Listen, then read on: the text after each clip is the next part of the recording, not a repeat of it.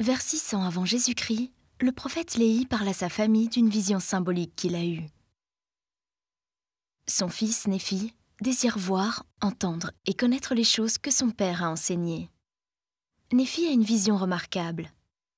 Basée sur des faits réels tels qu'ils sont décrits dans le livre de Mormon, un autre témoignage de Jésus-Christ.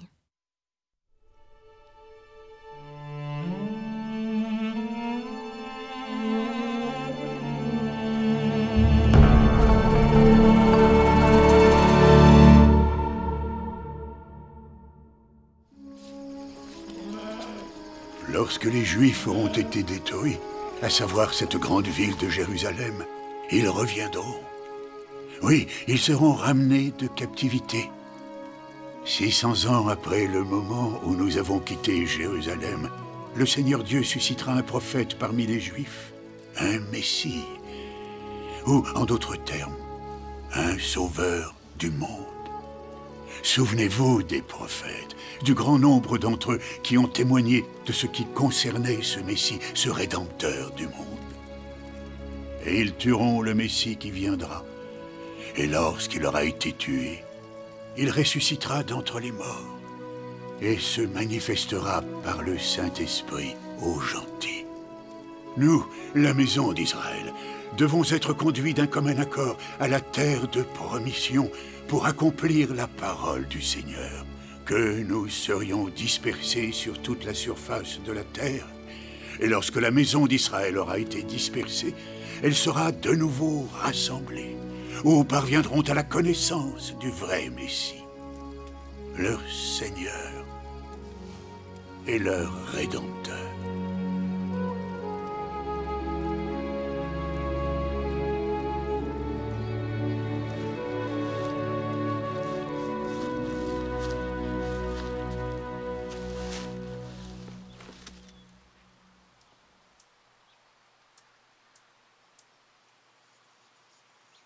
Seigneur, j'ai entendu toutes les paroles de mon Père.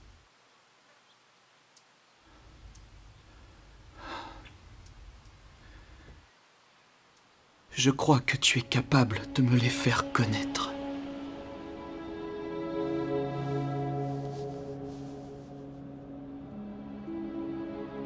Voici.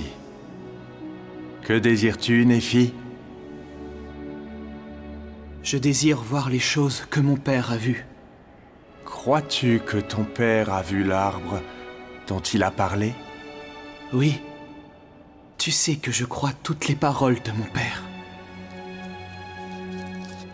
Hosanna au Seigneur, le Dieu très haut, car il est Dieu de toute la terre, oui, au-dessus de tout.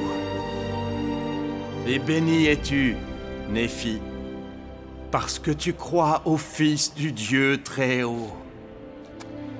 C'est pourquoi tu verras les choses que tu as désirées. Et voici, ceci te sera donné pour signe, que lorsque tu auras vu l'arbre qui portait le fruit que ton père a goûté, tu verras aussi un homme descendre du ciel. Tu seras témoin de lui.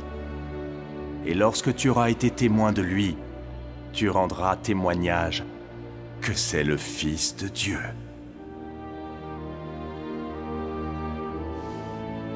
Regarde.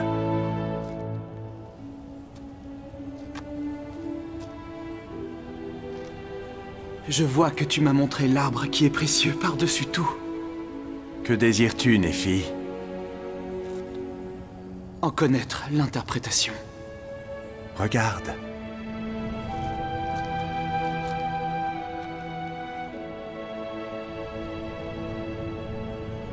Néphi, que vois-tu?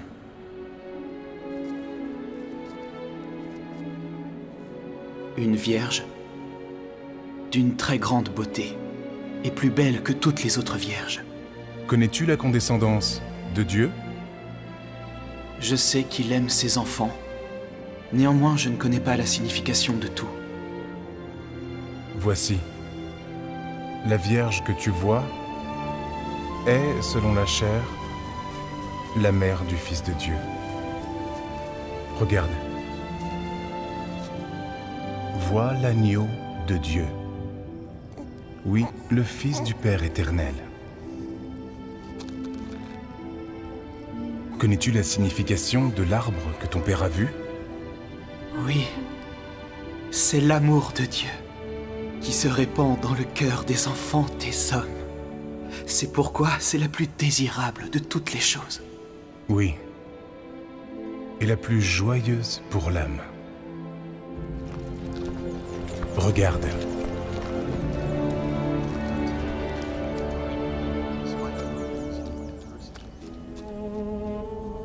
La barre de fer que mon père a vue, c'est la parole de Dieu qui conduit à l'arbre de vie. Regarde et vois la condescendance de Dieu.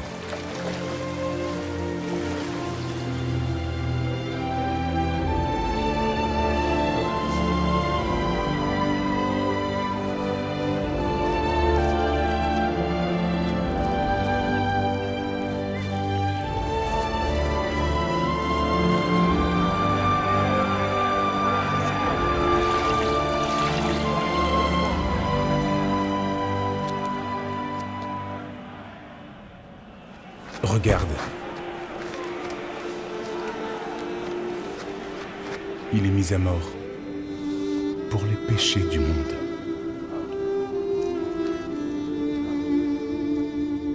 Les multitudes de la terre sont rassemblées pour combattre les apôtres de l'agneau.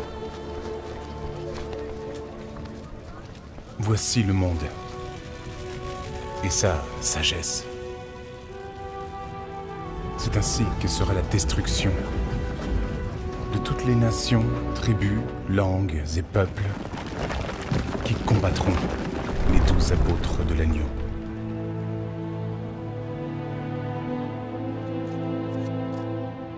Regarde et vois ta postérité et aussi la postérité de tes frères.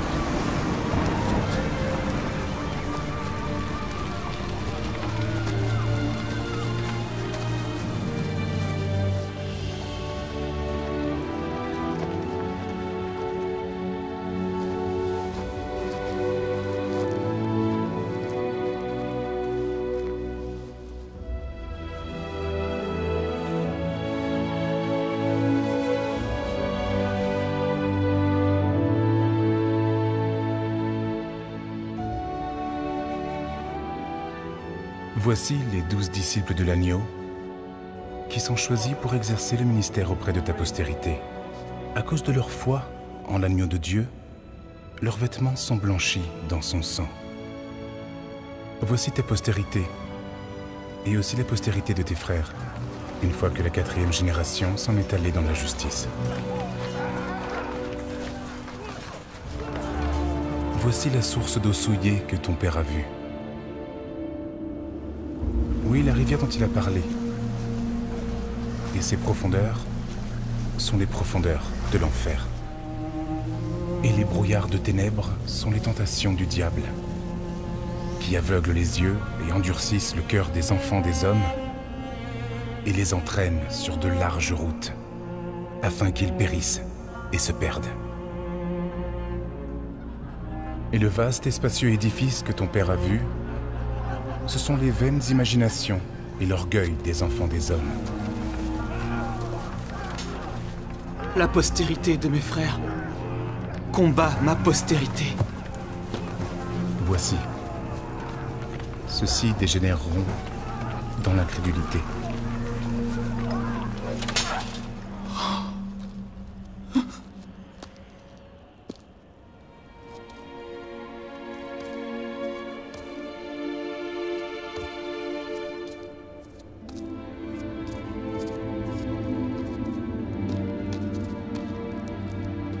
Regarde. Que vois-tu? Je vois beaucoup de nations et de royaumes. Ce sont les nations et les royaumes des gentils. L'Esprit du Seigneur agira sur les gentils, et ils sortiront de captivité sur les nombreuses eaux.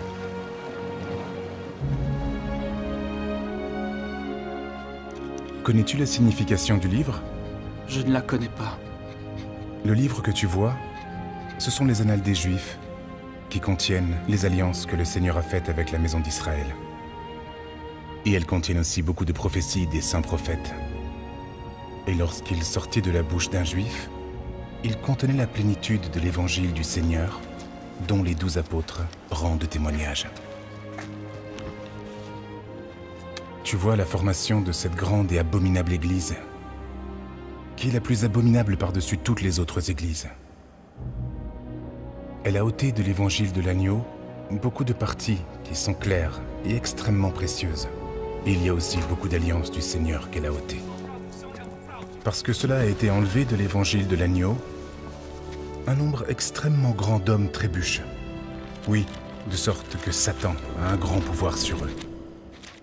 L'agneau dit « Je serai miséricordieux envers les gentils en ce jour-là, de sorte que je leur ferai parvenir, par mon pouvoir, une partie considérable de mon évangile, qui sera claire et précieuse.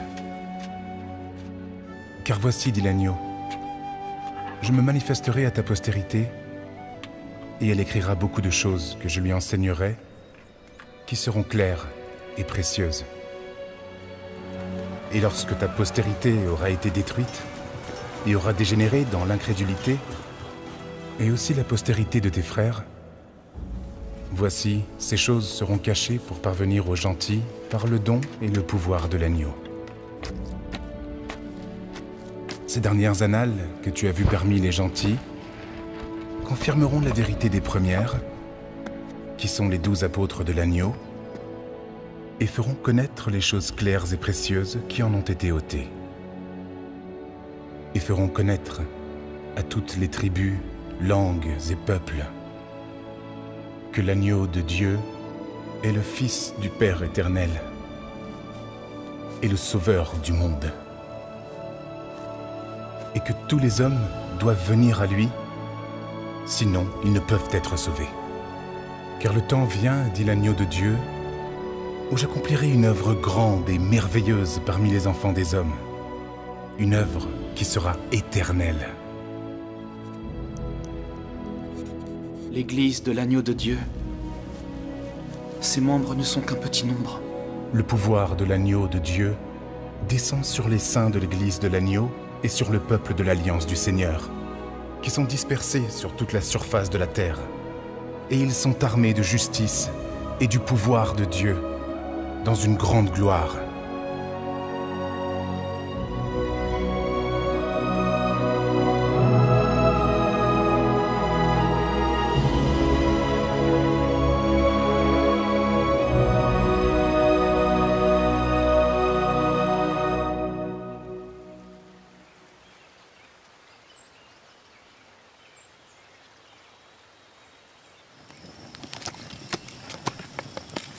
Un Messie, la dispersion d'Israël, tout cela n'a aucun sens. Peut-être ne sommes-nous pas prêts à le comprendre. Alors pourquoi il nous en parle? Quelle est la cause de ces disputes? Nous ne pouvons pas comprendre les paroles que notre Père a dites. Avez-vous interrogé le Seigneur? Non, car le Seigneur ne nous révèle rien de la sorte. L'amant. Ce que notre Père veut dire, c'est que dans les derniers jours, lorsque notre postérité aura dégénéré dans l'incrédulité, alors la plénitude de l'évangile du Messie ira aux gentils, et des gentils au reste de notre postérité. Et ce jour-là, le reste de notre postérité saura qu'il est de la maison d'Israël et qu'il est le peuple de l'Alliance du Seigneur. Ils parviendront à la connaissance de leur Rédempteur, des points même de sa doctrine, afin de savoir comment venir à lui et être sauvés.